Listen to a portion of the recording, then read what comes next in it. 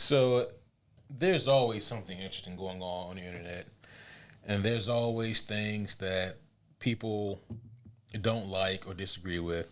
And it's one of my favorite things to speculate why that is. We recently posted a clip of our Star Wars ranking. Now, mind you, for those of you who haven't seen it or heard that episode, the clip was of us recanting the 12 Star Wars projects that have come out on Disney Plus so far. Yeah, we did a whole episode where we built out the list and came to a consensus about said list. And then the clip that's going around is at the end, and it's you reading the list off. Yep. And this may come as a surprise to us and others. Not everyone agrees with our Star Wars take. Yeah. And, that is absolutely fine. Not only is that fine, that is expected. We would be surprised if the internet, all of you guys were just unanimously saying, yeah, this is the perfect Star Wars list. We 100% agree with this Disney Plus Star Wars. A couple of the homies posted their own list, which I did take a look at some of those. Yeah. And great job on that. As a matter of fact, if you see that clip floating around, send us your list. We're very interested to see it. Absolutely. Unless you may be one of the few who commented the likes of, what was it? Something along the lines of The Last Jedi is the best Star Wars movie outside of the original trilogy. That was a comment. Uh-huh. Yep. We ranked The Last Jedi last. Yes. Like bottom. Yeah, it was 12 of 12. Yes, 12 of 12. It would have been 13 of 12 had we found a way to do it, but we couldn't. Yeah, like if Kathleen Kennedy, like the night that we were recording, had been like, we have decided that we are going to make a third Ewoks movie, and it comes out right now, we would have preemptively, without seeing it, put it at 12, and Last Jedi would have been 13. Yes. And I also saw a few other takes where a couple people were like, Rise of Skywalker should be last. We talk about this in the full episode, and my take on that has not changed. I think that Rise of Skywalker is by far a worse movie, but it's a better Star Wars movie. And if you don't know what I mean by that, like what I'm saying is Rise of Skywalker is the only sequel trilogy movie that doesn't actively shit on the original trilogy.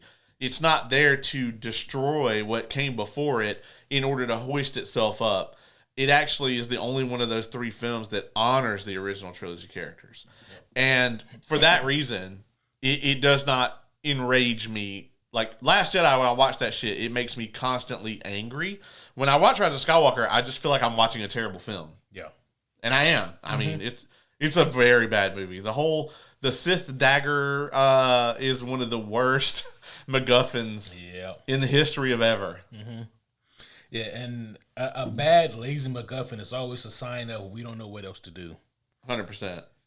But to go back to The Last Jedi, we have always subscribed to an ideology. As a matter of fact, it's even a homie commandment. Number 10, which is love what you love. If there is something out there that you enjoy, some piece of art or entertainment, you don't need anyone's permission to love it, to like it, to enjoy it. You can do whatever you want to do. However, with that being said, you can't pretend that said piece of art is immune to criticism or that those flaws don't exist. And that's where I'm at with these people who are championing The Last Jedi. Yeah. And I mean, that shit cuts both ways. I mean, I've had a few people say, well, Skeleton Crew was actually pretty good. And I believe you.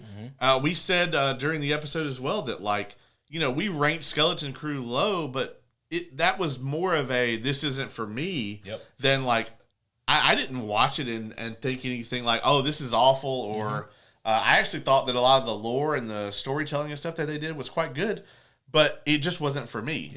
And so that's going to happen. Yeah, absolutely. Yeah. So I guess my thing is this. I will never, I may pick on you, but it's all in jest, but I will never actually belittle someone who likes a movie like The Last Jedi. If you love it, then I'm happy for you because you have the ability to see the good in something that is buried so damn deep I can't even reach that far. Yeah.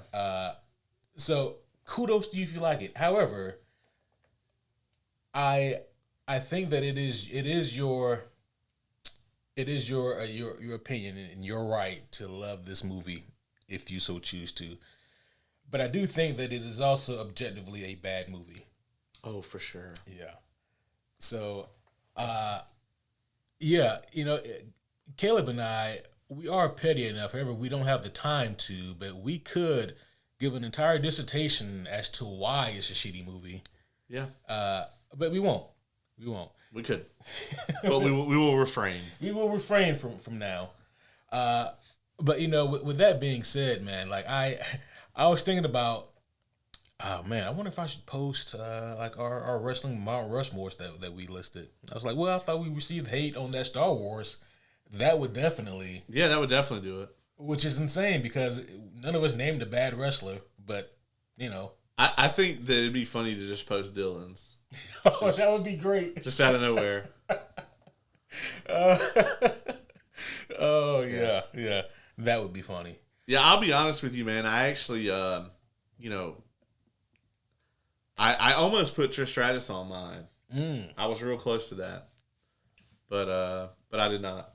So yeah, I mean, I'm not mad at that. I mean, I think that we will see a day where like a Bianca Belair could be on there. Absolutely, yeah. I think that if they keep it this clip, a Bianca Belair, a Rhea Ripley could easily be on anyone's. Mount Rushmore. Since we're here, it was announced last night AJ Styles going into the Hall of Fame this year. Yep. He better be on fucking last.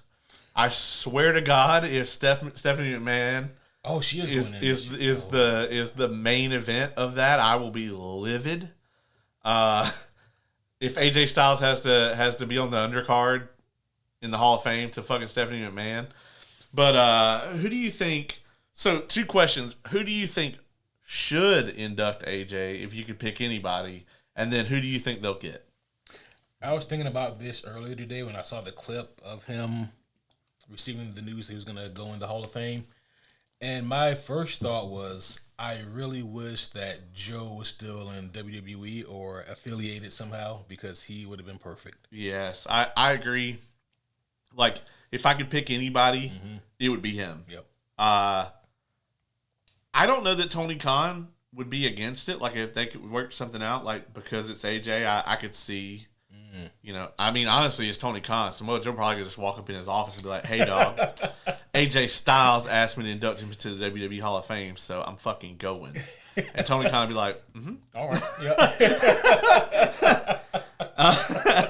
But I don't know if they would, like, part of me wants to be like, if AJ said, I want Joe, that they would move heaven and earth to make it happen. Yeah. But who do you think they'll actually get? Oh, boy.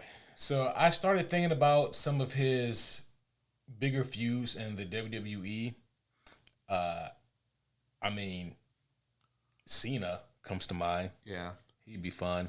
I think if they can't get, like, if they're not going to do Daniels or Joe, I think Kurt is a great choice. Kurt would be excellent, actually, yeah.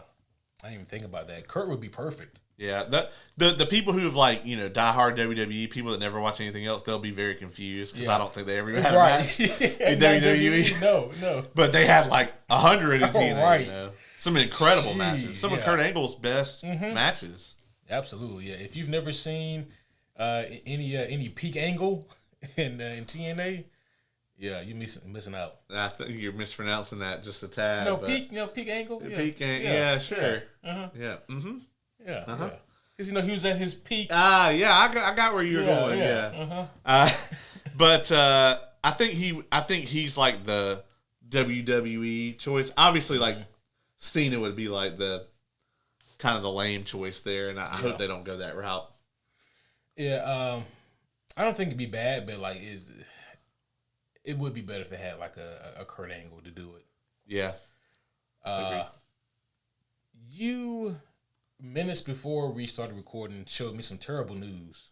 I did. So it came out today that Sony will be rebooting. They will be rebooting their Spider-Man-less Spider-Man franchise after the immense failures of pretty much everything they tried to do, except for Venom. Did they learn anything? No, absolutely not. I guarantee you they're going to be like, listen, if we had just pulled the trigger on that Sinister Five, that would have did it. Our Ferocious 5 movie was going to be excellent. They were going to fight Null. It was going to be awesome. It was going to be Madam Web and the Webettes. Yeah. All right. We're going to have Morbius. All right. We're going to throw Vulture in there. Yeah. Because we got him. And whoever else they had lounging around. The Webettes will all have a small ambulance. And then it'll like Voltron together. Yes. Into a very large ambulance.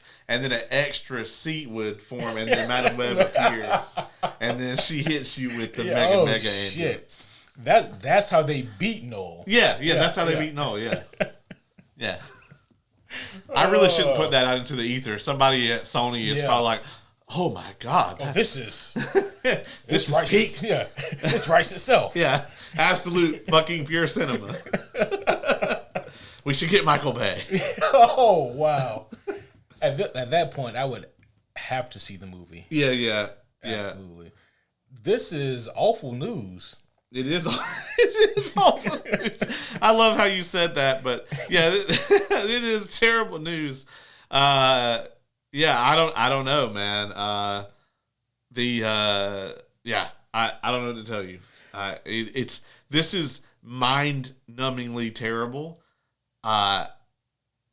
I don't know if this is just an attempt to, like, maybe they really are trying to sell it back to Disney, and this is just their attempt to get a better price. Like, oh, yeah, well, we're going to make this series of movies. But we could be convinced not to, not where instead of like, oh, this is dead, do you want to buy it? You know what? That does make sense because you're actually going into what I was thinking. Because I was wondering, wouldn't Sony just make more money if they just sold the property back? Because they're not making money off of these movies. No. I mean, honestly, if I'm Sony and I can get Disney to go for it, I would just charge them a licensing fee. Mm-hmm. Like, yes, I will license this back to you for X amount of dollars a year as long as you want to pay that. And then it doesn't matter what they do with it, at that point. And then even if they pass, you get it back, Yeah. I think Disney would prefer that they wholesale sell them Spider-Man back. But I'll be honest with you. I think probably $7 or $8 billion is the lowest that they're going to go. Maybe 5.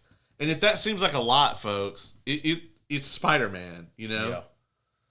How deep does the licensing go? Is it just film and television, or does it go to video games, movies? I mean, not movie, but the action figures, lunchboxes. Oh, it's absurd, dog. Sony owns that font. Oh wow. Yeah, the Spider-Man font that's on the PlayStation 3. Yeah, they own that font. So it's copyrighted. So they own everything. They own everything. Everything except for the comic books. The comic books, yeah. That's all they. Wow. Yeah, that's impressive because when you talk about comic book characters or comic book IPs that have like made the most money, is not in any particular order, but Superman, Batman, Spider-Man. Yeah. That's that alone. I can see Sony having pause. And I mean, Lucasfilm sold Star Wars to Disney for like I think $6 billion. I want to say $4 to $6 billion, somewhere in there. You gotta think that was in like 2012, 2013 money. Yeah. Which is worth a lot more than the money today. Also, at the time they sold that, no Star Wars movie had ever made $1 billion. Mm-hmm. There are multiple Spider-Man movies that have made over $1 billion. Yeah. One almost $2 billion. Yeah. So, they can damn near name their price. Does Disney have the money to pay them? Who knows? But I think it would be in all of our best interest if Disney just straight up owned Spider-Man. Yeah. instead of Sony threatening us to remake these goddamn movies again. Yeah. And how dare they do this when we haven't gotten any more news about Beyond the Spider-Verse? Yeah, like the only fucking movie that we actually want you guys to make and you won't make it. Yeah. Have you been seeing all the stuff that they've been doing with Caleb McLaughlin? No, what about him? Bro, so they had one the other day. So you know the guys that was it Phil Lord and the ones that are doing the Spider-Verse? Yeah. They had him the other day at the headquarters or whatever, and he like ran into them and they're like, "Hey, what's going on, man? What are you doing here?" And he was just like, "Ah," and I was like, "Yeah, he's playing Miles for sure." You think so? I think he's the best candidate for sure right now. He might be.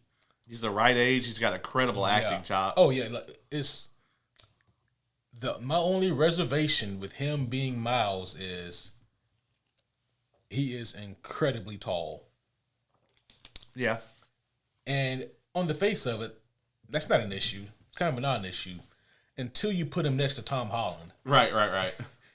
Then it's a little bit of a conundrum.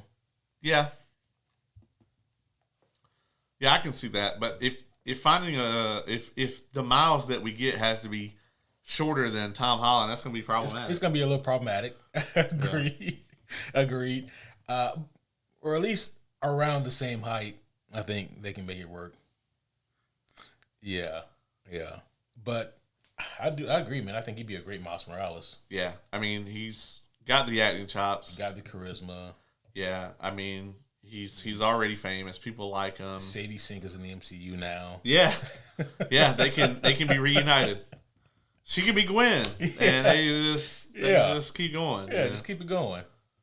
Her being Gwen from another universe would make way more sense in this movie than her being Jean Grey. Yeah. Or Mayday. Yeah. But hey, what do I know?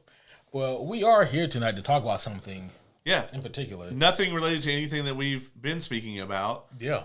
We are here to review the latest Game of Thrones spinoff, Night of the Seven Kingdoms. It just recently wrapped up its very first season. We are going to be full spoilers from this point forward. Probably, I would say just to be safe, probably for all of Game of Thrones, the first two seasons of House of the Dragon, and of course the first season of Night of the Seven Kingdoms. And we will do our best not to spoil anything beyond that from the novellas.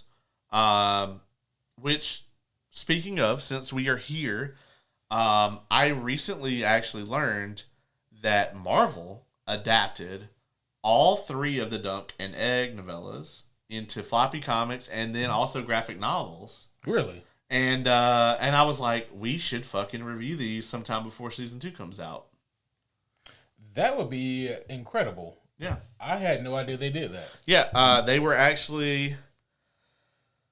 A Hedge Knight was adapted into a 6-issue comic book by Ben Avery, and it was drawn by Mike S. Miller. Okay. It was produced by Roaring Studios and published by Image Comics in 2003 and 2004. By the time the second book was adapted, it was that was done by Marvel. Interesting. Yeah. Which I guess Marvel was the distributor of Image by then. It would have been 2008. I think Image they're still their own distributor. I was pretty sure, but they may have acquired the rights to that. The rights, yeah. That's probably what it is. Yeah.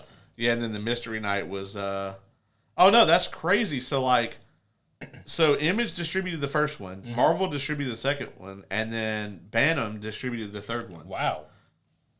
The fuck. I will tell you though, the floppy comics of a Hedge Knight the Hedge Knight are going for insane prices right now. I bet they're out of print like a motherfucker. Yeah. So, yeah. Yeah. And with them being from different distributors, we should probably lock up a graphic novel as soon as we can. Absolutely, yeah. Because I'm assuming the graphic novel has all three of them in one. So there's 3 graphic novels. Okay, gotcha. And so they had split the novellas up into floppy comics. Gotcha. And so yeah, there's 3 novellas. Now I don't know if they're with 3 different distributors. It seems like it'd be hard to do an omni. But that would be dope as hell if they did a Night of the Seven Kingdoms Omni with all of it. Yeah, I mean, at this point, I think if Marvel is interested, they'd be the ones to do it. I mean, they already have one foot in the door, and they got the money to do it more so than Image or Bantam. Yeah. So, yeah, that'd be the move, especially since Image is still mostly creator-owned. So, that would be, that'd be really fun to do, actually. Yeah, so we should definitely do that. Yeah. I'd be interested in seeing a lot of the art for this, but you're new to this material, right? So what was your kind of overall thoughts on Night of the Seven Kingdoms here? Well, I will tell you as soon as we get the proper introductions out of the way. Oh, shit. We didn't do that. We haven't done that yet. Junior, you're supposed to remind us, dog. He's drunk. He is. That's why we got him over here between us today. Yeah. Because he can't act right over there on his own. So. Yeah, he needs constant supervision now. But with that being said, homies one and all, welcome back to another very special episode of the Superhero Homies Podcast. My name is Quentin, and as always, I am here with the world's greatest co-host, the homie Caleb. What's up, everybody? I am very excited to be here nerding out about yet another variety of nerd shit. So that's what we do here, if you haven't figured that out yet. Yeah. Every week, it's just a different brand of nerd. So, yes, A Night of the Seven Kingdoms. This show, I was always at least fairly interested in. I wasn't really sure what to expect because I haven't read any of the source material. Yeah. You certainly have a leg up on me in that. So, sitting down to watch this show, I loved it. I thought that this show was incredible. I think that it came also at the right time. I don't want to say anything to disparage House of the Dragon Season 2 or like the frustrations that maybe that show left with some viewers, myself included. But I think that A Night of the Seven Kingdoms really did a lot to restore people's excitement for this universe. It feels so different from what we've previously gotten in the Game of Thrones universe. It feels very fresh while still keeping that same similar tone and aesthetic and level of gruesomeness. But there's also a level of like lightheartedness that's in this as well. A little bit of whimsical nature in the best way. And I think another thing is that like because of the episode lengths, it doesn't allow for like the more casual viewing audience to be tempted to pick up their phone and scroll and miss important shit. It kind of keeps you locked in for that 32 to 35 minutes. And also the fact that it centers mostly on two characters, I think also allows people to really lock in. There's not that thing of Game of Thrones or House of the Dragon where you're wondering who was that again and what was their name and what was their relation to so-and-so. Yeah. But no, I thought it was incredible, man. What you think? Yeah, so I had read these quite a while back when I thought that George R. R. Martin would write more books. So it's been some time. I probably read these in 2013, 2014, like around that kind of, Game of Thrones coming out era and like, oh man, I need to go and read all these books. The Hedge Knight I've always thought was like a really good book, and I do agree with you that I think this is the right time for this show because this show feels much more like the Westeros we were very first introduced to in season 1 of Game of Thrones. Back before, Ned Stark was killed and all of that, when, they're having the tournament and like the mountain's getting pissed off that is, like he lost the match or whatever and just beheading his horse right there in front of everybody. Just that Westeros felt a lot more dangerous than this one does, although this one will constantly remind you it is the same place. These were always a little more whimsical in nature, like you said. There's a lot more levity in these. It's a lot more lighthearted. And I think the show does an excellent job of luring you into that and getting you comfortable, right? Kind of those first 2 episodes, they're very much like, oh, yeah, this is fun. Mm-hmm. We're going to see this guy join this tournament, and then we're going to see him fight and how good of a knight he is. And this is going to be like a Knight's Tale, but in Westeros. That is not what happens at all. And so I think the casual viewers were very much kept on their toes. I think that if I had my way, I would have seen this as like a 3.5 hour movie. I agree with what you say about the 30-minute episodes, but I hate them. I'm with you. But they always would leave you wanting more, and that's a good thing. But my brain doesn't like it. Yeah. Because I just wanted more and more of this world. The thing that they had to get correct is they had to get Dunk and Egg right. The show depends on them. Yeah. And I honestly, I don't know that they could have cast them any better. It's Peter Claffey is Dunk, and then Dexter Ansel is Egg. Yep. And the two of them, their chemistry is perfect. And honestly, they remind me of the characters so much. They did an excellent job with that. And like I said, that casting, I think, is crucial. Yeah. No, I agree.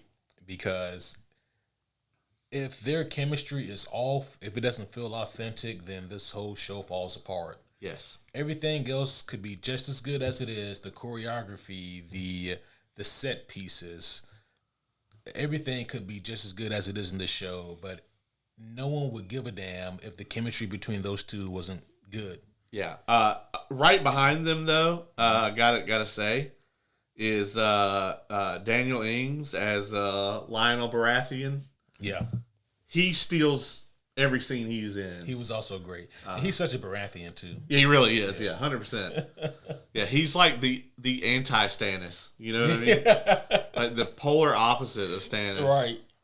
And he really helps bring that kind of whimsical nature to the whole thing. Yeah. You know? He does. And it's needed at times, too, because, we, not to dovetail from him, but just to kind of play off of that, we don't have traditional protagonist in this show. And I know you already gave the spoiler alert, but spoiler alert, Dunk ain't that good of a knight, if I'm being honest. No, he's terrible. Yeah. He's a horrible knight. As a matter of fact, Sir Arlen, they kind of, so it's never, in the book, they never tell you. It's left very open-ended the way it is in the show. The show actually, I think, leans a little heavier into that Sir Arlen probably never knighted him. And that grates on him. And the thing that gives it away the most in the book, and then also in the show, is when what's his name? The knight guy, or the apple guy. Raymond Fossaway. Yeah. When they're at the tournament and he's like, I'll fight for you, that we only got 5, knight me. And Dunk is super hesitant to do it. Yep. And then he's like, he gets called away to go make the speech or whatever. And then, Lionel says, oh, I'll do it, In the book, that it plays out a little more that Dunk is insanely hesitant to knight him. And the reason being that, if you lied your ass off to get here, maybe you did, but you're not necessarily it's another thing to have this guy want to fight, give up his life for you, and you might entangle them in your bullshit. Yeah. Because if you knight this guy and then it comes out that you were a fraud this whole time, then he's also fucked. Yeah. That's true, huh? So Lionel knights him instead because Dunk doesn't want to do it. Yeah. Has old George ever come out and stated one way or another? Oh, no, of course. But,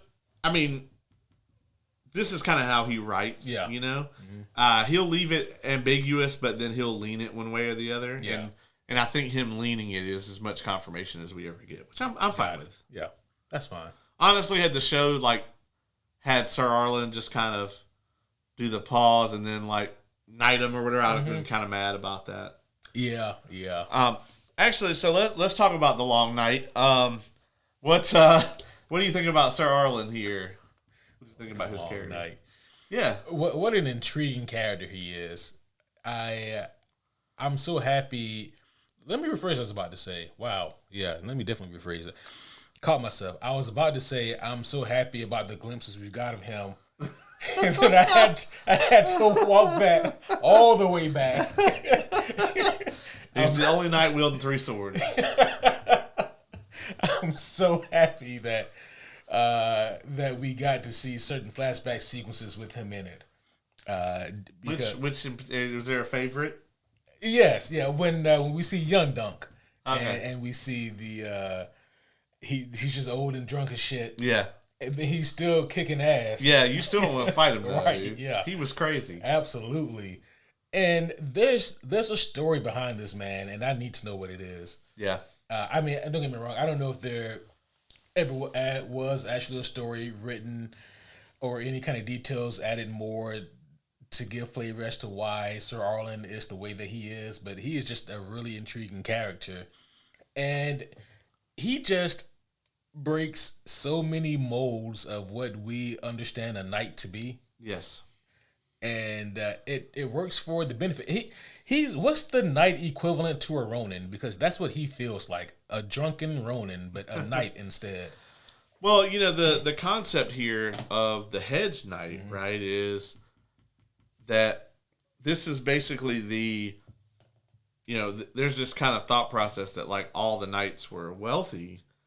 And that's not true. Like, many of them, like, the money's got to come from somewhere. You know, all the lords have their own army. So it's not like if you get made a knight, you automatically just get money from the king or whatever. Now, if there's a lord in need of a knight, you can, of course, get more money from them than, like, just a man-at-arms or whatever would be able to get, typically. Unless you're, like, some legendary, renowned person, you know, whatever. But...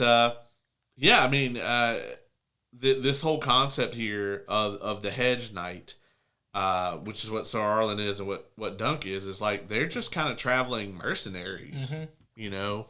They're just doing so with kind of this seal of legitimacy, right? You know, that they're a knight. So yeah, that's kind of what they do, you know? Yeah, it's an interesting dynamic between those two, and I even wondered at times, because the show also did a good job of really keeping this a little ambiguous too, but throughout the show I kept wondering how much of anything did Sir Arlen really teach Dunk? I don't know that he did. Yeah. I mean, we don't ever get a glimpse of that. It's really more so that he just kind of let him follow him around. Yeah. You know? And it's like he just kind of learned maybe what he could from watching. That's what I get from it. I'll tell you what, we found out in episode 5. Boy, did we. That he didn't teach him how to fucking fight. Not at all. So, I don't know. Well, you read the novella, so you had a very strong idea. I didn't know what to expect going into this, what do they call this style of fight? It is Trial of 7. Trial of 7, yeah. I didn't know what to expect going to the Trial of 7, but I didn't expect this.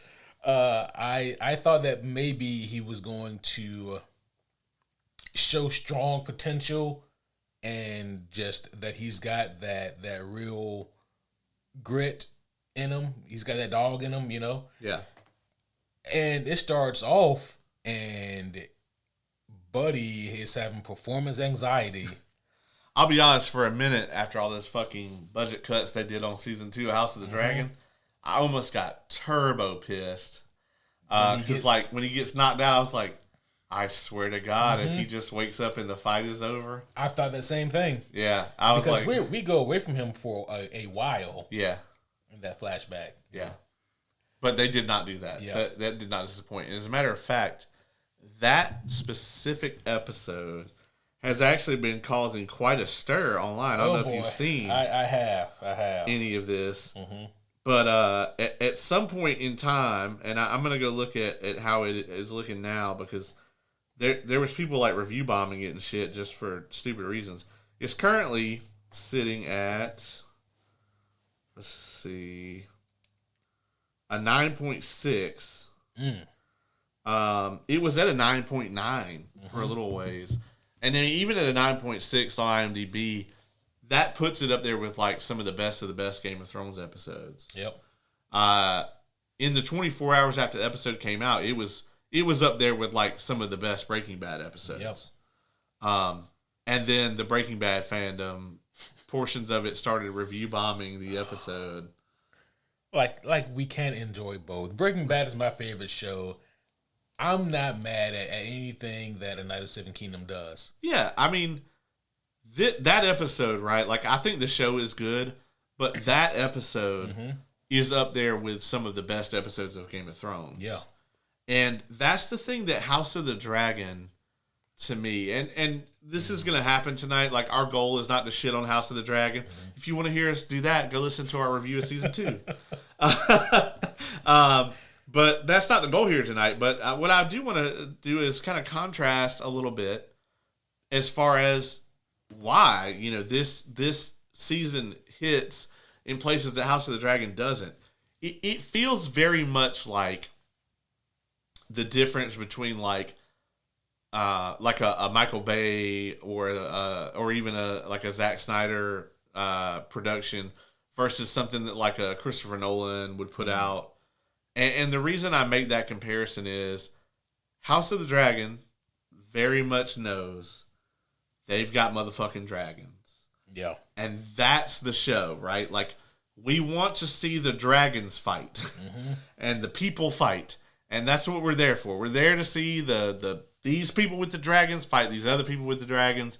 That's happened very few times in the history of this world. This is the time that it's known to have happened. Like, this time period is insanely famous for the dragon fights. It's kind of why they went extinct.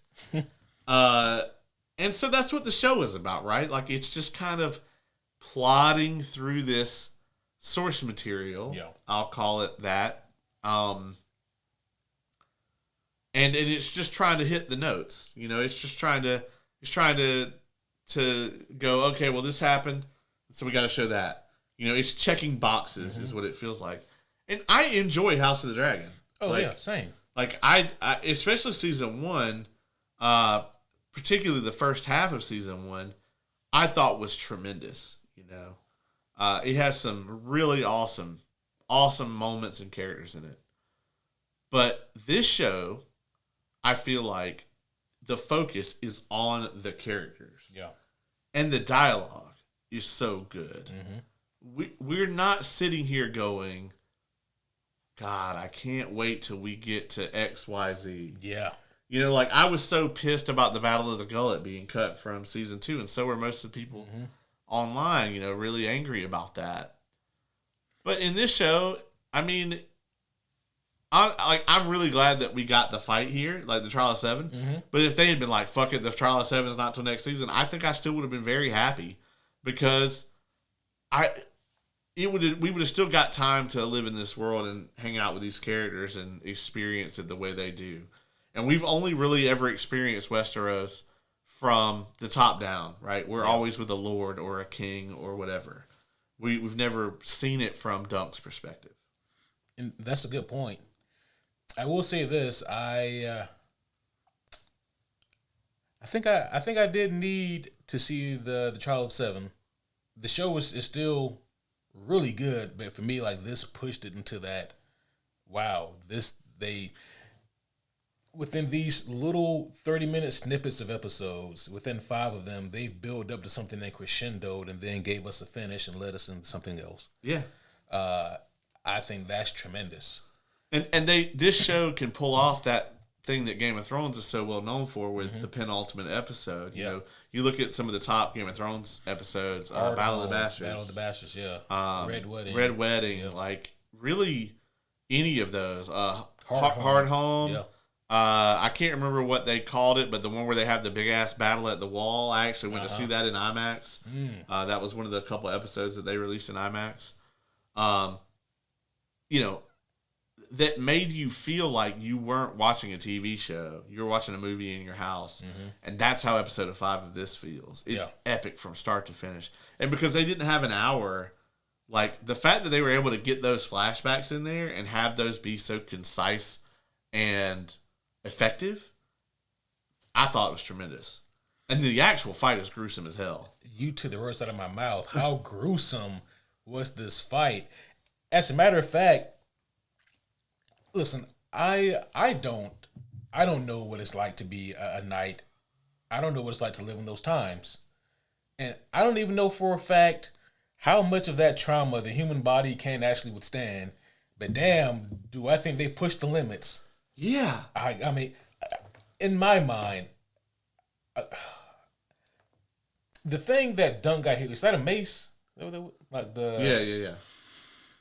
I know that he's wearing a helmet. If I'm wearing a helmet and I get hit with a fucking mace from a motherfucker sitting on a horse, galloping at a pretty decent trot, I don't think that consciousness is a concept. Matter of fact, I think that like brain bleed is now a serious issue for me. I mean, well, it worked out very poorly for Baylor. Oh yeah, for sure. Talk about some shit luck, man. But like I thought this entire fight was great though. But it starts off so shitty for Dunk.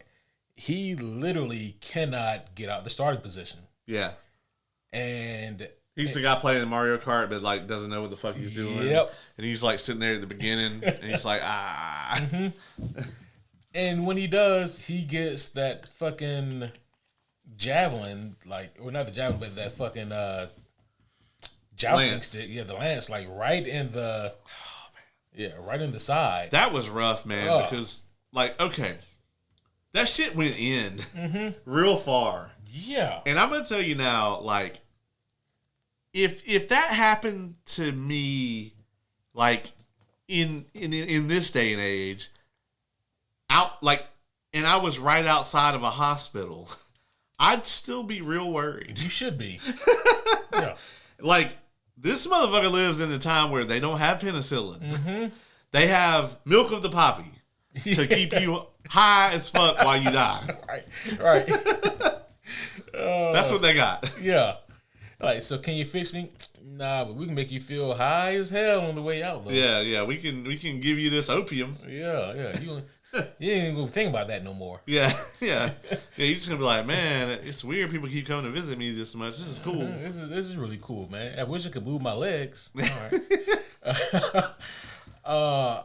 And like, it's not like the ass whooping stops after he gets the lance. No, it's one thing that these shows are so good at too, right? It's like in so many shows, medieval combat is always like seen to be this crazy, like very simple turn-based RPG. Mm-hmm. You know what I mean? Mm-hmm. And it's always very like glorious and above brow, but that's not how it is in reality. In reality, all the rules and everything go out the window as soon as they have to. And that's one part where like Battle of the Bastards like did it so well. Is like it showed the like gruesome in the mud, like the front lines fighting each other, and like just how absolutely like you're just out there fighting for your survival. Whatever the plan, whatever the training was in the thick of it, that shit goes out the window, and you're killing everybody who's not on your side with whatever means you can. Yeah. And this fight was exactly like that. And then when him and it's not Arian. When they finally like go 1v1, that shit is crazy the whole way through. Oh yeah, it's incredibly gruesome. That word is gonna keep being brought up. Yeah, because it's clear that Arian, I mean, the way he grew up, his circumstances, he knows how to fight. He's been taught. Yeah, probably trained by the best. Yeah, and it's very clear that Dunk has not. He hasn't had any of that.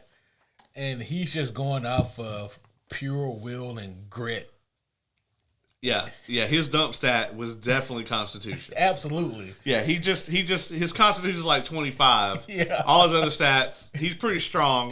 But all his other stats like 8. Yeah, everything else pretty low. Pretty low. Yeah, his perception ain't good. Nothing. No. Especially when that fucking eye got swole shut. Oh my God, man. So nasty. It was so gross. It was. and then he got stabbed by the knife or whatever.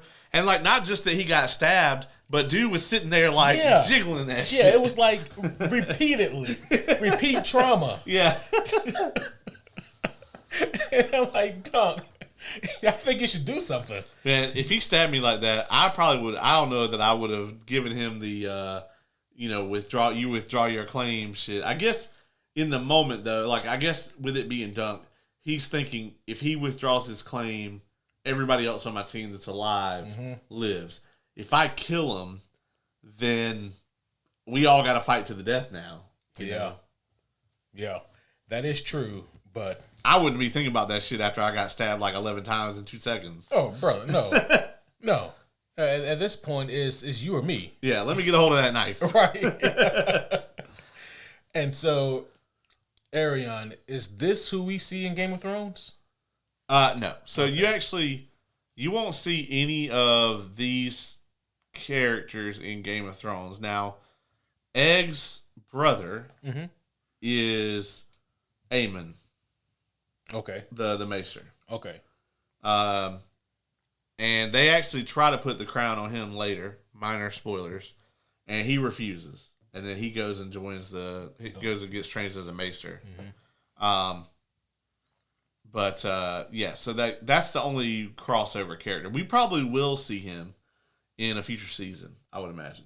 The showrunner says they want to do 15 seasons of this. I doubt that's going to happen. But I think we get at least the 3 novellas, that they have the source material for. 15 seasons is a lot. 15 seasons is a lot of anything. Yeah. Yeah. This ain't Survivor, motherfucker. Yeah, 15 seasons, that's asking for a lot. There's got to be a certain point in a TV series where the audience stops growing and you can only hope to maintain.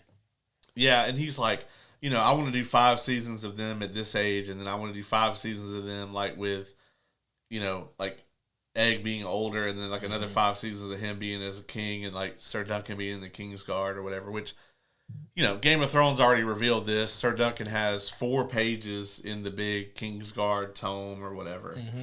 They actually did a lot of very interesting references in Game of Thrones to this because these were already out, right? Yeah. So they had that ability to do that. Yeah, so when I look at this show, right, and I think, like, Dunk's luck, I know that's not a D&D stat, but if it were, it'd be like, I don't know, a 6. Yeah. And I say that because as soon as it looks like he's having some good luck, Baelor bites it hard. Yeah. And this, I knew that something had to happen because how many good people in positions of power do we really meet in this universe? Just a few, and most of them die. And there is no exception here. And I don't know that Maekor is necessarily evil. Yeah, I wouldn't say that. But he's definitely not his brother, right? And the thing is it possible he meant to kill his brother? Maybe. But the books and the show don't really lean towards that, And he talks about how, I didn't mean to kill him, but for the rest of my life, they'll call me Kinslayer or whatever. And he's right. I mean, and honestly, for him, he doesn't want to be the king. Like, it's a fucking Gucci job to be the younger brother of the person who's supposed to be the king. Because they got to go be the king. You just get to live in the palace and be rich. Yeah. Like, yeah. It's a real sweet gig. Right. That's true. Yeah. You ain't gotta do no work. Like the most that might happen is like you might be made lord of whatever. Right. Yeah. So he probably would have. They probably would have gave him Dragonstone. That shit's on an island by itself. Yeah. They don't even serve a purpose at this point in time because there ain't no dragons to grow there. So literally, you just got an island all to yourself. Right. And bitches. Yeah. Yeah, and just money and like custom dragon armor and shit. Yeah. We haven't spoken much about old Egg. How do you feel about him, his character, and his and the actor's performance? So the kid that plays him is amazing. I've seen a lot of backstage stuff about Dexter. He's great. Yeah. He's perfect. He really is. He's absolutely perfect at the role. He's got the levity, but it's so believable because it's honest. You know, the performance is just so good, and like I very much want to see where this kid goes. We talked about Stormlight casting a while back, and I'm like, man, you know, if I don't know how long it's going to take them to get Way of Kings out, but if it took them long enough for this kid to like be like 17, 18, he would make a great Zeth, which is one of the characters in the show. Actually, I told the homie Kevin that he should cosplay this character, because it would just really work out. And I'm like, if he you know got like 8 or 9 years on him, I think he could definitely play this character. That'd be cool. But I think he's killing it here. I just hope that they can get the other seasons out before they start running into a Stranger Things problem. You know, I look at this kid and I think, I don't know how much growing this kid's going to do.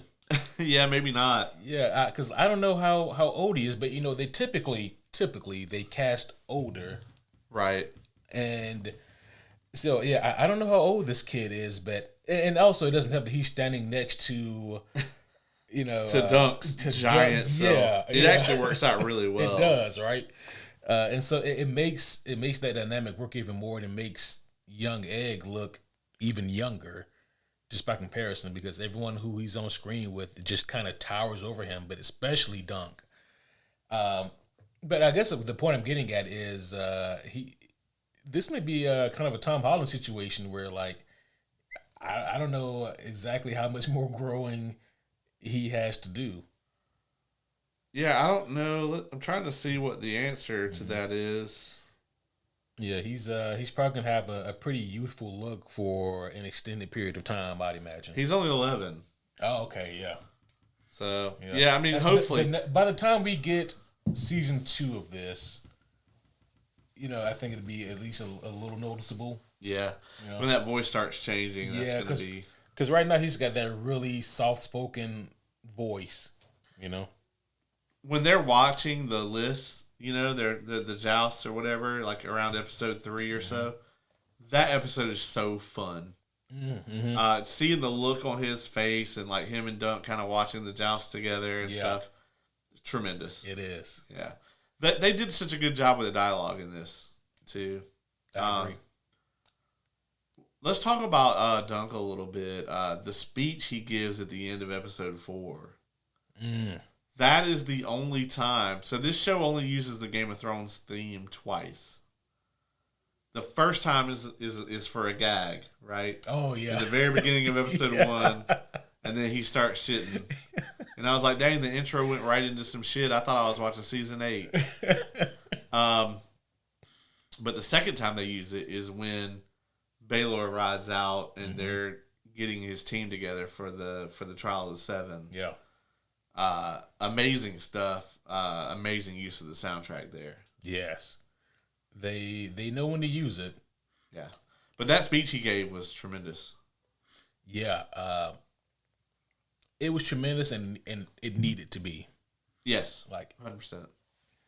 We all know, and by the way, this show, you spoke about the writing earlier, or more specifically about the dialogue, but I think the writing as a whole for this show has been really tight in the best sense, because it would be easy for a lesser group of writers or directors to make this show and have Dunk just look like a complete idiot.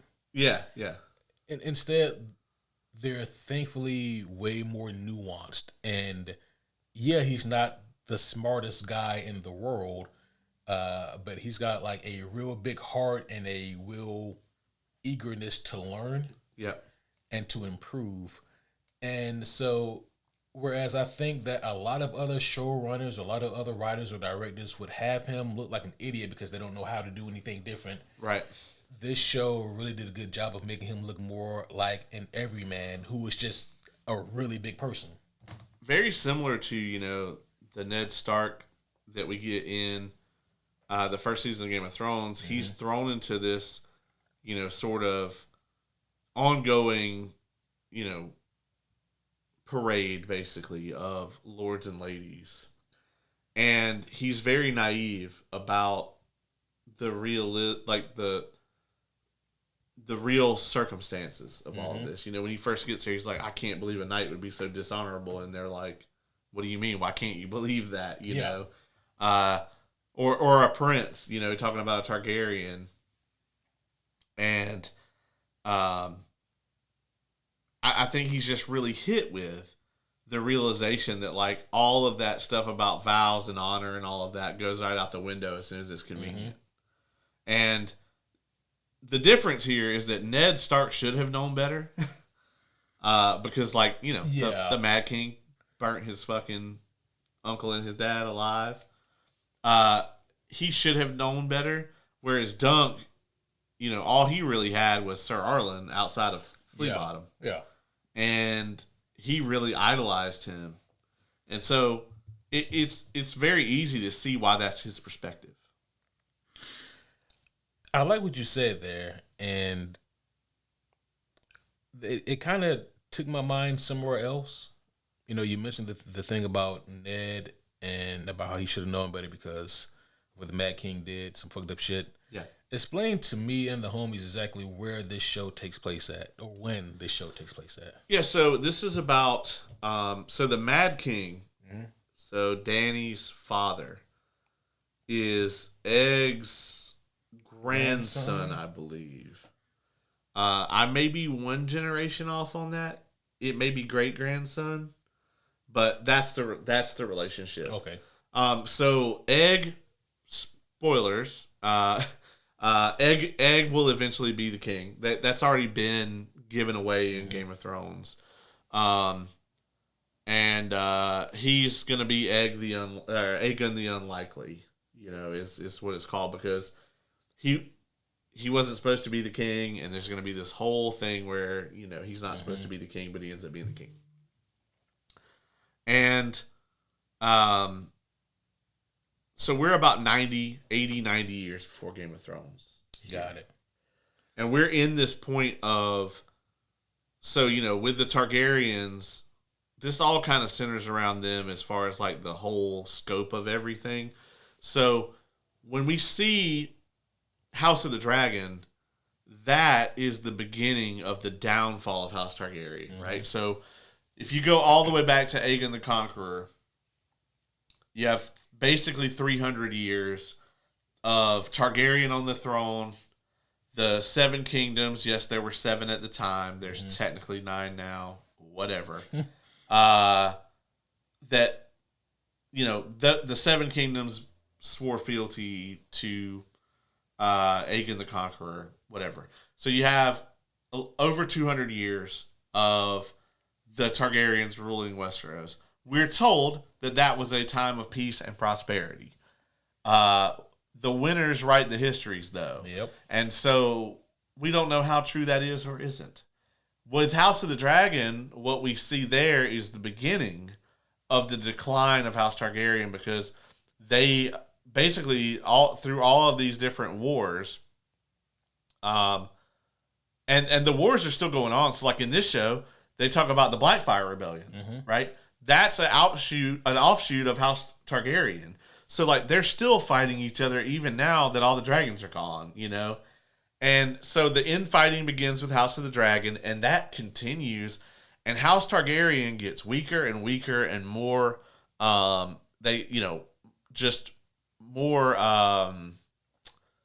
volatile until Robert's Rebellion, which is, leads into Game of Thrones. Yep. So we end up with the Mad King on the throne. He's trying to burn everybody alive, whatever. And then, of course, Jaime kills him, and that sets everything in motion for what happens in Game of Thrones. Are we ever set to see Robert's Rebellion on screen at any time? So I do believe they are going to be doing a stage play. Okay. Where they're going to be showing some of that. I think that Robert's Rebellion as a miniseries would be incredible. I don't know how many seasons you could do. I think you could do at least probably 3 seasons about all of that and how it all got set up. You could probably do it in 1 season if you really wanted to. HBO wouldn't want to. They would not want to. They want to get that money. They would, if it's good, they would see the ratings and be like, we can make this work. But I think out of what's in the established lore, right? I think I would love an Aegon's Conquest show, and then I think that would be the hardest to do of all of them. But I would love a Robert's Rebellion. As a matter of fact, I think Robert's Rebellion, to me, probably made the most sense after Game of Thrones for them to do. Maybe more than this, and maybe more than House of the Dragon. The reason they haven't done it is because there's not a source material. There's barely a source material for House of the Dragon. Like, there's references, like enough references in Game of Thrones and like different things that we know about Robert's Rebellion that they could make the show, but there's not a book that they Robert's can Rebellion actually go to that they can pick up. They're going to need somebody to fill in a lot of blanks. Whereas with this, and it's miraculously, they stick really close to the source material here.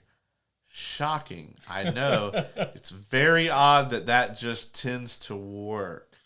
Yeah. There's a homie commandment about that. There is. And honestly,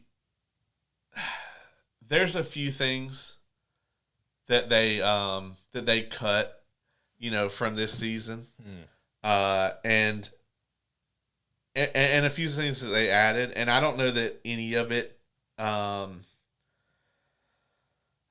I don't know that any of it is necessarily like good or bad, like I'm fine with most of the changes that they made.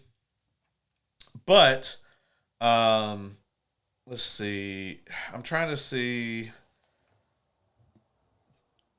There's a line that they cut.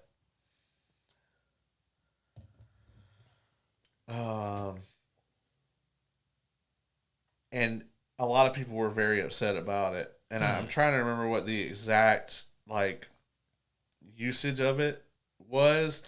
But there's it's something along the lines of when they ask him, it's after he gets arrested, and somebody says something about along the lines of it was like Sir Duncan or whatever, and somebody was like, "Who is that?" And somebody says, "It's a knight who remembered his vows," and that's kind of really the essence of his character. And that line got cut from the show, and a lot of people were kind of up in arms about it because of how important it is. But on the same note, that sentiment lives in the show still. Yeah, he's just so honorable to a fault, and that's one of the things that makes Baelor's death so tragic. Yeah. So. Yeah. With Baelor's death, it seemed like things were finally going to be looking up for Dunk. He had this very heroic baby face come from behind victory. He really did. And here, this man who he really admires, he's pledging himself to him. And Baelor accepts. Yes, I need good men. I need good knights. All right, now take this fucking helmet off. Oh no.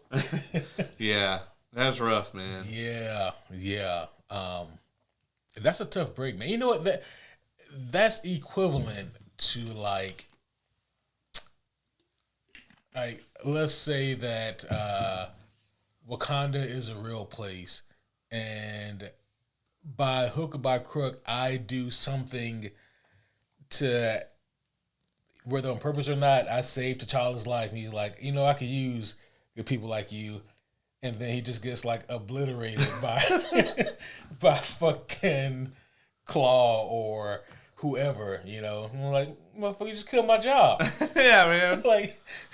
You heard him say that, right? Yeah, and the thing is, Dunk saw in him the same thing that he would have seen in Sir Arlen, right? He saw a knight be honorable. Yeah. And he immediately loved that about him. And that's one of the reasons he turns down Lionel and Maker's both of their offers. Which I wouldn't have done that shit. Wow. I'd have gone with Lionel. Oh yeah, I think that was a pretty sweet gig. Yeah, you want to go back to Storm's End and fuck some shit up? Yeah. Storm's End has a magical wall. Really? Yeah, because it's called Storm's End because like there's actually these crazy ass like storms there, and one of the walls, like the one that's like facing the ocean or whatever, is literally magically enchanted to like repel storms.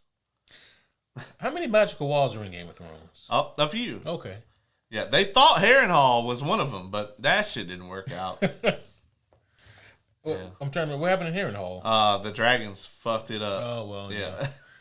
There's not a whole lot that's dragon proof. Yeah, that's true. Yeah, we actually find out just how few things are dragon proof in House of the Dragon. Yeah.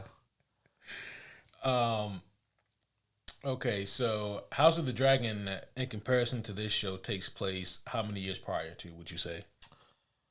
So House of the Dragon is, I think, about another 100 years before this. Okay.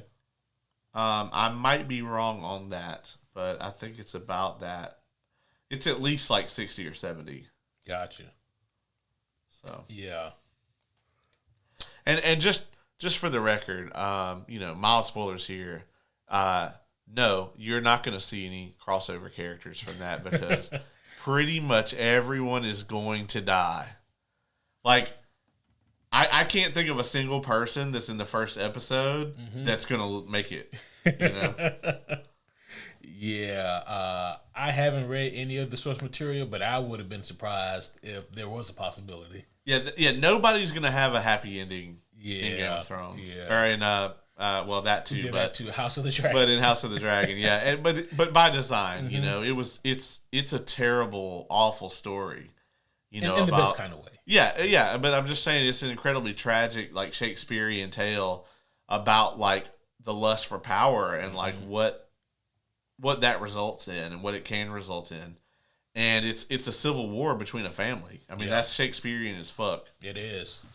And season 3 of House of the Dragon is still supposed to drop this year, right? Yeah, we got a full trailer for that just the other week. That's right, yeah. And it looks really good. It does. I think they know they have to bring it this year. Yeah, and then really for both of them because it's only 2 seasons left. Oh. And so, like, they've got a good bit they have to get through. And I won't spoil anything for that here, but it's going to be very interesting, I think. I think we're going to get the Battle of the Gullet maybe in the first or second episode. They need to. My biggest fear is that they just blue balls that shit and they hold off until... Oh, no, they won't. They definitely won't. I promise. Yeah, okay. Because it sets in motion so many things that are about to happen that we see in the trailer. So. Good. Yeah, I will say, you are not going to expect how this is going to go. Unless they just veer way off the book, which they kind of already did. But, I mean, they would have to veer real hard. And when I watched that trailer, I'm like, listen, I don't know how the audience is going to react to X, Y, Z. And then I watched that trailer, and I'm like, oh, they're doing it. So. Oh, shit. Yeah, it's going to be very interesting this season. I really think that this has the capacity to be the best season if they do it right. Man, I hope so. We were talking about epic episodes earlier, and House of the Dragon could really use a Hard Home or a Battle of the Bastards. Now, there are epic moments in House of the Dragon. I'm hesitant to say that they have those epic episodes that are up there with the higher upper echelon episodes of Game of Thrones. When we finally got to see the dragons fight, right? When what was it, Melees and Vhagar? Yeah. That whole thing was brutal. We got to finally see, like, oh, here's what happens when a dragon shows up, because we've seen tons and tons and tons of medieval combat, but most of the time when Dany was using her dragons, it was usually against something else, like a fleet of ships or, White Walkers or whatever. There's that one episode in season 7 where they hit the supply train, the Lannister Army supply train. And even then, there wasn't a ton of, what's that fucking dragon's name? It's not Rhaegal. It's not Viserion. It's the other one. Drogon. Yep. There's not a ton of Drogon. There's some of the dragon being used, but not a ton. Yeah. And so here we got to see full-scale combat plus the dragons show up. And that episode, though, it just felt kind of gimped. It just felt underdone. It's like, why were there... Okay, this is supposed to be a big-ass battle. Why y'all only got like 80 people? Yeah. Yeah. This really should have been on the grand scale like this. There should have been 2 armies there fighting and then plus dragons. And it really, they had a hard time making it feel that way. Now, granted, the dragons fighting was cool as hell, especially everything, how it all happened, Sunfire got fucking rocked. Like if Vagar hadn't showed up, they would have been wrecked. Oh, yeah. That would have been it. Like, just, it's over with. Civil War's done. Yeah. But that episode, I think, is the closest they've come to that. I think so. The one where they were trying to imprison Rhaenys. Yeah. And she busts out from under the floor on Meleys was awesome. I mean, there's some great moments and stuff in the show, but it just there's something missing from it. It's good TV, but it's just not amazing TV. Yeah. This, I think, was amazing TV. And I agree. And the thing that makes it even more spectacular is that it's amazing TV. But if we're being honest, in the grand scheme of things, by comparison, it is small potatoes. Like, the stakes are not House of the Dragon or Game of Thrones level stakes. Right. And I really love that, actually, about it. Same. And in some ways, they kind of are, right? Because if Baelor becomes king, right, maybe we don't end up with the Mad King on the throne years and years later. Yeah. Maybe things play out very differently as far as, like, the history of Westeros. So, in some ways, the stakes are still very high, but at the end of the day, it's really just, this is really just about Dunk and his honor and Egg seeing that and really wanting to train with him and the bond that they have. And that's really what this is about. And I guess Pedro Pascal was unavailable. They had Pedro Pascal ready to test, for the shoot. They had some stilts for him and everything. We need to escort a magical child. Yeah. Somebody call Pedro. Is he busy? Yeah. Fuck. He's filming Mandalorian Grogu probably. And he's doing Doomsday reshoots and Secret Wars. God damn it. Yep. Never going to get him back. I guess you really don't have to be on that Mando and Grogu review because you're going to give it a 10 by default. Is my girl in it? Yeah, Sigourney Weaver's in it. Yeah. Oh, shit. You haven't seen the trailer? I still haven't seen the trailer. You haven't seen the trailer? Okay. Yeah. Well, then, 10 out of 10. You guys have my... Advanced score. review. Yeah, advanced review. You heard it here first. Movie of the year. That's right.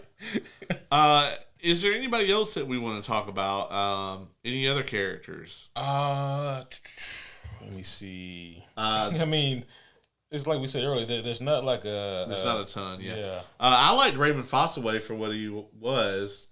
I thought that in the finale, like when he brings the chick out the tent, he's like, "Oh yeah, this is my wife," and you're like, "Oh, y'all were married like when you came here," and it's like, "No, I feel like all this shit happened like last night." Yeah, it's like I didn't know. That's like maybe I missed something. I just need to go back and. It's a trap. Yeah. And then she's like, "I think I'm pregnant." I was like, "Bruh." Yep. Had sex on screen one time. Daeron Targaryen. Yeah. He was interesting. He was, right?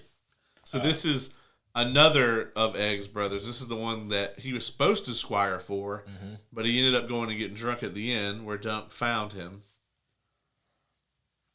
If only he would have been as smart as Tywin and picked up on Egg calling him my lord, and he would have known that he was not lowborn. That was a very interesting little Easter egg that they put in there. It was very nice. But what was your thoughts on him? No, it was he seemed interesting, right? Kind of aloof in a way.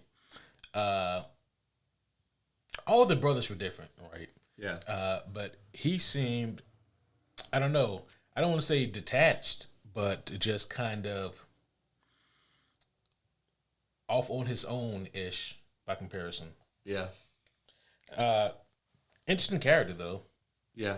Now, who you may see in these shows is you may see Brendan Rivers, and he is the three-eyed raven, more than likely. Oh, that trains Bran. Oh, so he may show up, but there are some that, and I'm not saying I put any truth in this. There are some people that believe it's actually Darren, that it's actually this guy. Really? That is the three-eyed raven. Because he talks about how he has like the visions and all that stuff. Yeah. I don't think he is him. I think that because I think there's plenty of evidence that it's Brendan Rivers, in my opinion, from the text. But I do think that he probably has some sort of foresight or something like that, So yeah, that seems to be a thing amongst these Targaryens. Yeah, they either are insane or they got visions or both. Or both, yeah. Both is fine. The both is real dangerous, actually. yeah, that's true. There was something else I had to say about this. What was it? No, we got past Sigourney Weaver being in Mando and Grogu. Was it about the long night? It was not about the long night.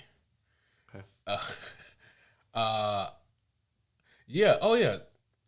So the ending of this show, we see Dunk about to ride off into the sunset. Yep. By himself, and then there goes Egg. Yeah. He shows up, and he very convincingly says, "My father has sent me here to squire for you." Yeah. He says it's all cool. Mm-hmm. He says it's all good.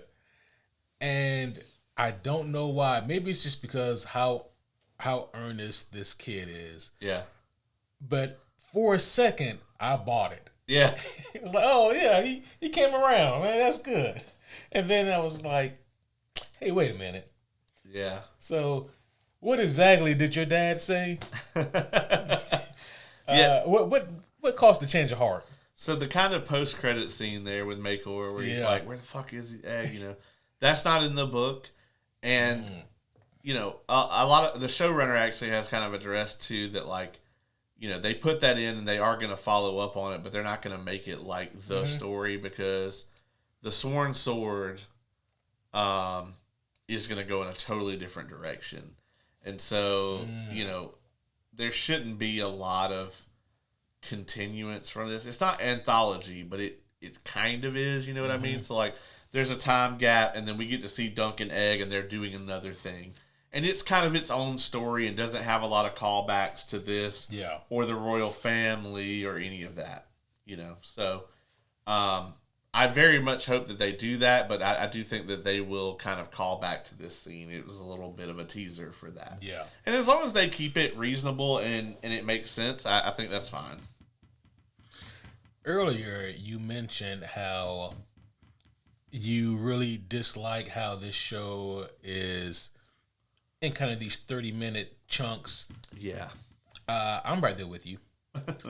And for all the same reasons. I love the fact that they keep me wanting more, but at the same time, like you could give me more. The first 3 episodes especially are kind of all built up where it's like, oh, we're going to see Dunk get in this tournament. We're going to see Dunk fight, whatever. And, I mean, whether you are like yourself and are like, yeah, I want to see the motherfucking tournament, or you're like me and he's not going to make it there, you still want to see that shit happen. Yeah. And it took a while. I will say that I am glad that they did the egg reveal the way they did it. Mm-hmm. What did you think about that reveal? I thought it was a good reveal. I mean, he picked a hell of a time to do it. That's for certain. Earlier would have been, if I'm Dunk, I'm thinking earlier would have been preferable, but later would have been awful. Yeah. Yeah, he'd have been handless and footless by then. Yeah. And toothless. Yeah. So, but I thought the reveal was great. Yeah. And it was great because it was presented in a manner that made sense, and it was built up in a way that there was some kind of anticipation for it, but at the same time, they weren't really treating the audience like we're dumb, because I think even if you're a casual Game of Thrones fan, you can kind of piece together that this kid is somebody. Right. So they don't handhold or make you feel stupid or treat you like you're stupid. So I thought it was a pretty cool reveal. Yeah. I thought that it was interesting the way that they kind of did that reveal. You know, the whole time I'm sitting there like, yeah, come on. Yeah. And I really enjoyed like that whole thing, like kind of it being turned on its head or whatever. But I think they're doing a great job with how they're presenting the Targaryens at this point in time, and how Egg is just so different from all of them. Yeah. You know? He's like the very rare, like, you know, he's kind of a whimsical Targaryen. Yeah. But he's also not, like, worthless either, you know? Like, he's not like his brother where he's just, you know, a drunk. Yeah. Yeah. Like, he's got his own unique kind of goals and whatnot, and it makes him endearing. Yeah. So, I know that you probably have a pretty solid idea, so I guess say what you feel comfortable saying with this question, but what do you think they go next, and what do we see for season 2? Well, they will definitely there will be a bit of a time jump. Not a huge one, but a little bit of one. They will be going to the Reach. That's as much as I feel comfortable saying, and it will be a very different tale than this one. I think there's a lot of opportunities for some twists and turns in this next season. So, what about you? What are you thinking on this? I mean, I honestly have no clue. The way they leave it, right? Yeah. Doesn't really give you a whole lot. Yeah, it's pretty up in the air. They can kind of go anywhere within the 7 and or 9 kingdoms. It's 7 unless you ask Egg, and then there's 9. And then there's 9 because the Crown Lands isn't a kingdom, and the Iron Islands are not technically a kingdom. So yeah, yeah. That I thought that was kind of funny, and then I ended up asking myself, are they going to change the name of the show? Right. They did kind of at the end there. That would be really funny. Yeah. Oh man, well, what else do we have for this show? I don't know, man. We've kind of gone all the way through. It's only the whole season's only 3 hours long. So. Yeah, I was gonna say it's only 6 episodes and 35 minutes. In most cases, that's with credits. Yeah, and recap. So yeah, 30 minutes or less. Yeah, I mean, like a pizza in the 90s. Right. Yeah, so there's not a whole lot more else for us to discuss with this one. We kind of thoroughly went through it. But no, I think we can score it, and I think so, and get to hopping. Yeah, GTFO. Yeah. Incredible show. I really dug this. I do. In the future, when they do this show, they either need to keep the 6 episode format and bump them up to 45 minutes, or. And I don't like this option as much. They can keep their 32-minute format and give us, I don't know, 8 to 10. They may like that more because that keeps the show on the air longer and keeps that viewership up for longer periods of time. But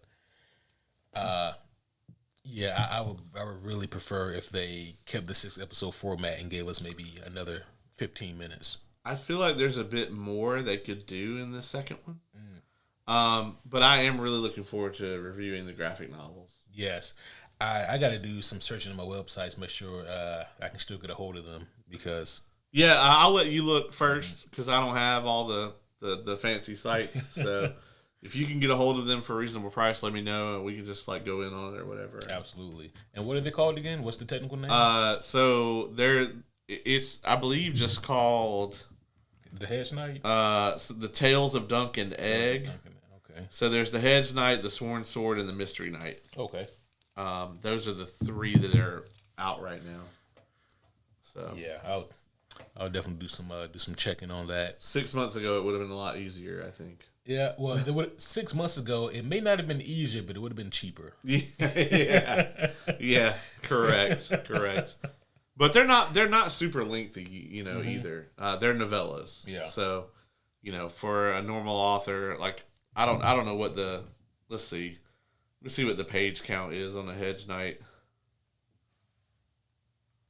Page count. Let's see. Yeah, it's depending on the edition, it's 95 to 180 pages. Oh, wow. Yeah, so there is a text collection of all 3 stories, and it's about $350 for all 3 stories in text. So that's not, that's a novella for Brandon Sanderson. Yeah, right. $350.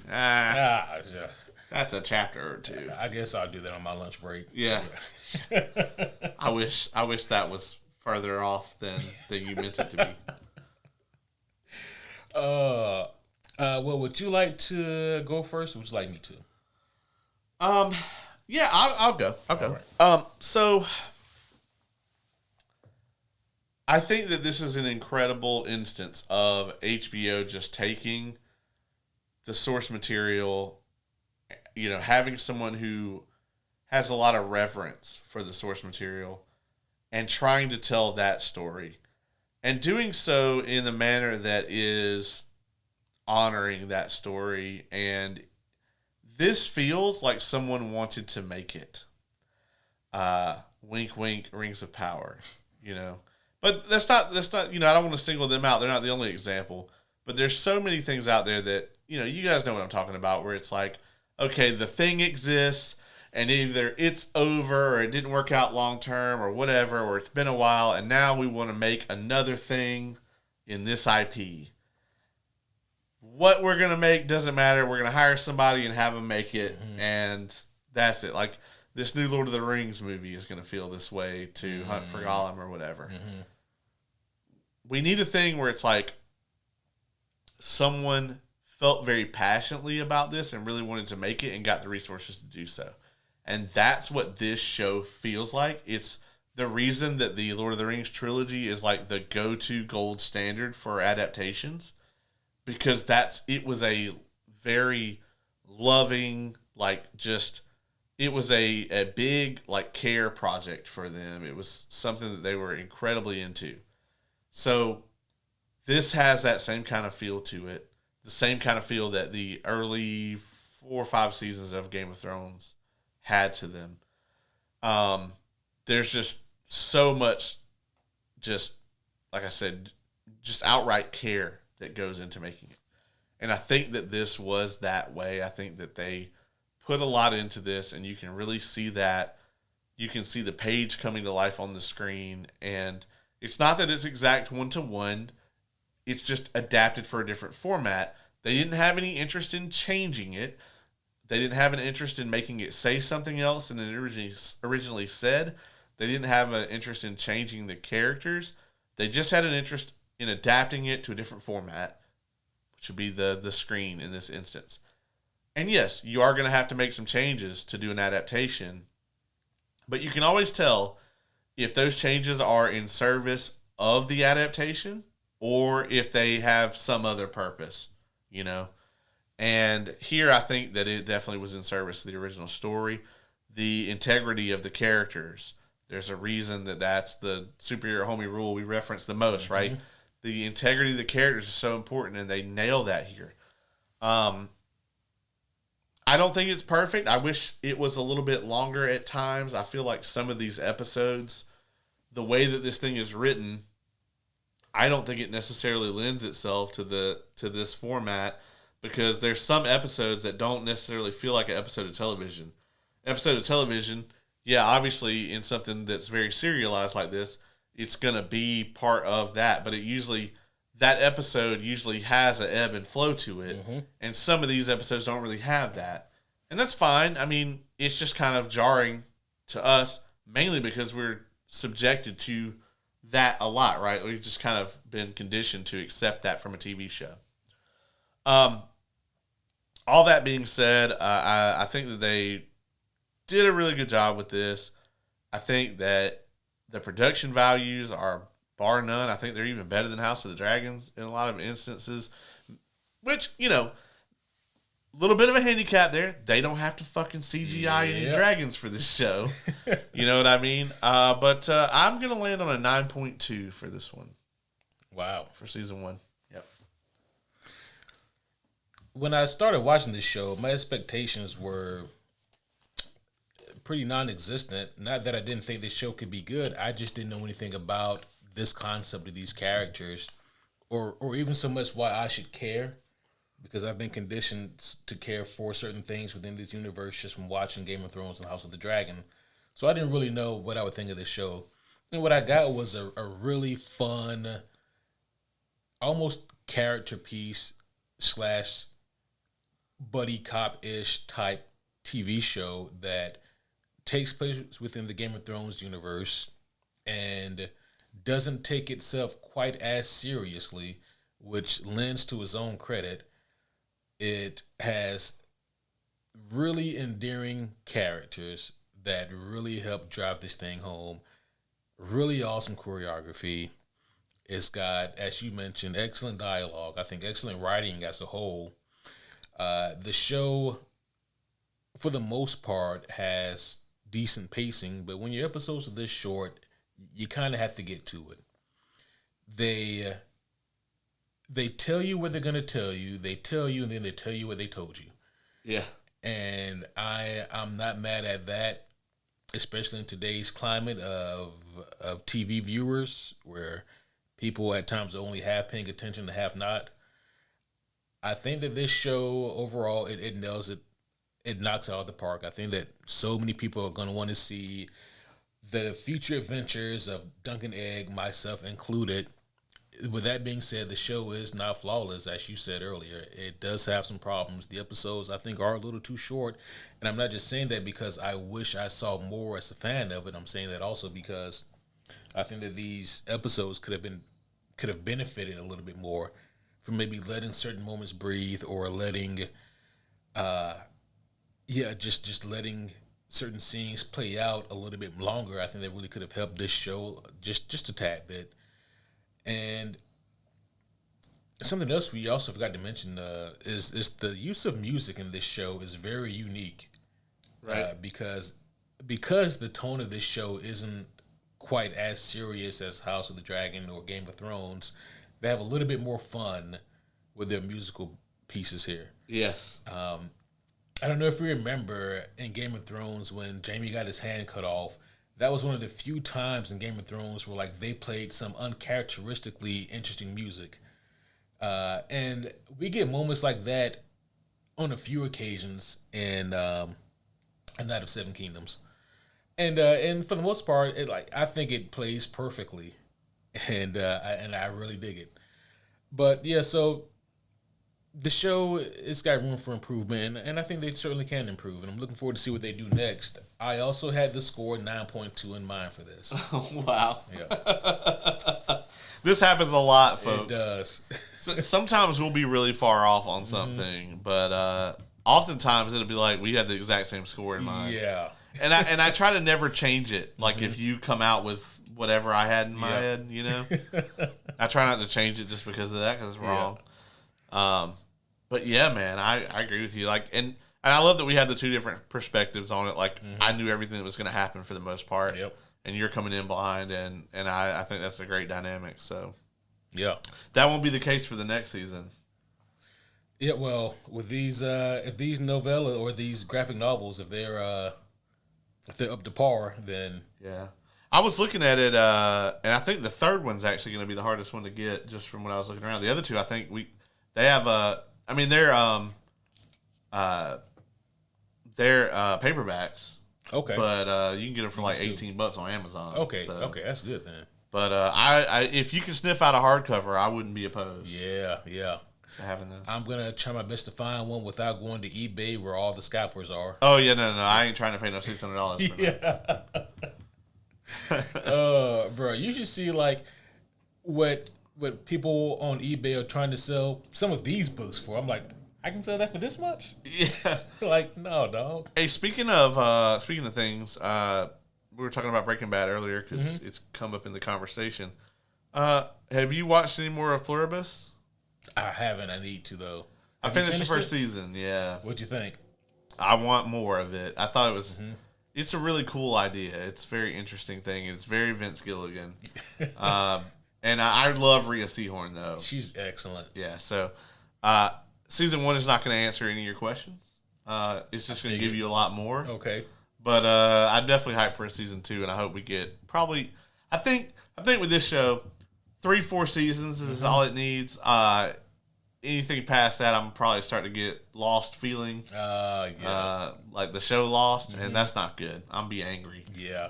I don't think Vince Gilligan has any interest in steering his fan base in that direction. Yeah, he didn't want Breaking Bad to be like he wanted to do one season, and they split it up. You know. Yeah. What are we doing next week? What we got coming up? Well, I had in mind this week to potentially do a throwback. Oh shit, son. Yeah. It's gonna be we're no longer throwing back to 25, 30 years ago. We're doing a throwback to when we used to do the throwback. Yeah. It would be hilarious. So this is a throwback to the last throwback we did. Yeah. Yeah.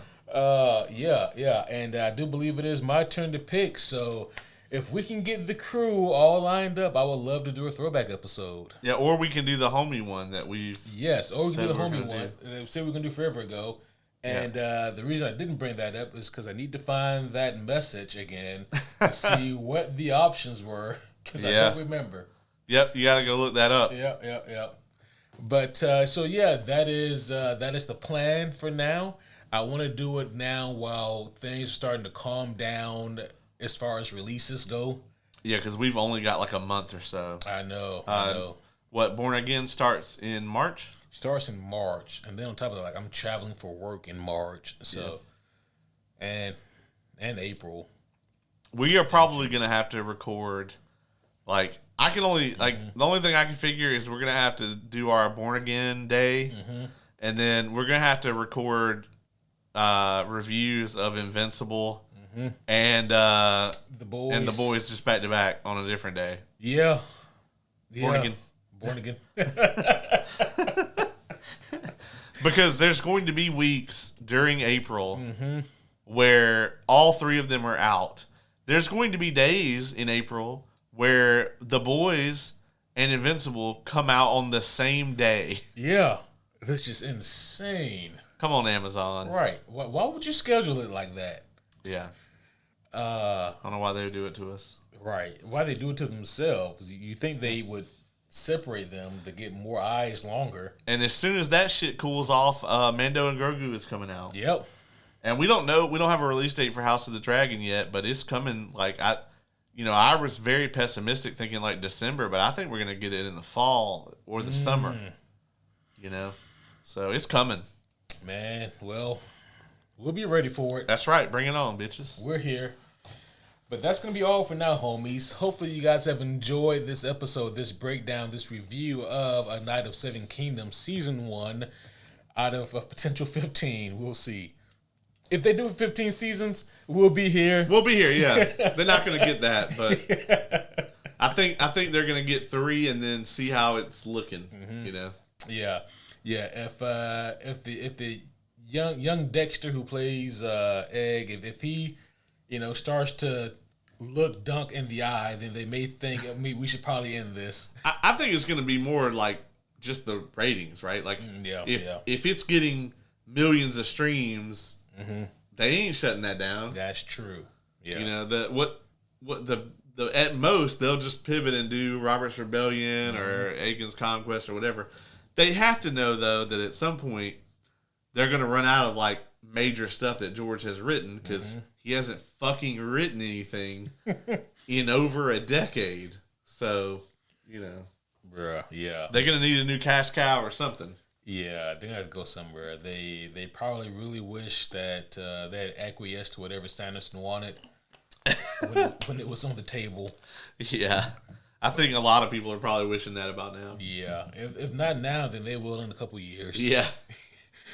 But that's going to be all for now, homies. We will see you guys again very soon, and most likely we will see you guys next for the throwback. But until then, my name is Superhero Homie Q. I'm Superhero Homie Caleb.